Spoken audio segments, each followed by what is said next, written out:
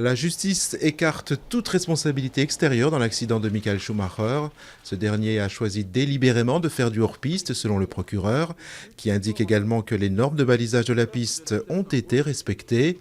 Les skis utilisés par l'ancien champion du monde de F1 étaient quasiment neufs, écartant ainsi la mise en cause du loueur. La condamnation de la femme au niqab de Trappes, confirmée par le tribunal de Versailles.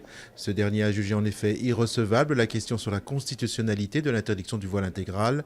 Cassandra Belin était poursuivie pour outrage lors d'un contrôle d'identité mouvementé, ce qui lui avait valu 1 mois de prison avec sursis et 150 € d'amende. Le Sénat préserve l'immunité de Serge Dassault dans le cadre d'une enquête sur des achats présumés de vote à Corbeil-Essonnes.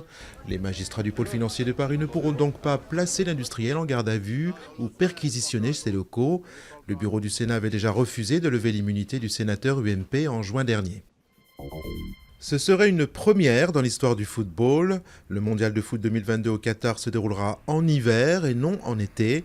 Le secrétaire général de la FIFA, Jérôme Valcke, l'a affirmé sur différentes radios du service public. En cause, les températures caniculaires qui peuvent régner l'été dans cette région du Golfe. Le mondial pourrait se jouer entre le 15 novembre et le 15 janvier. Le choix définitif ne sera arrêté qu'à la fin de l'année. Affluence plutôt timide, en dépit d'importants rabais consentis dès le premier jour. Les soldes ont débuté ce matin. Les étiquettes à moins 60% n'étaient pas rares, mais dans un contexte de pouvoir d'achat en berne et face à la concurrence des ventes privées ou SMS de promotion, la foule ne semblait pas au rendez-vous. L'impact de la météo joue également.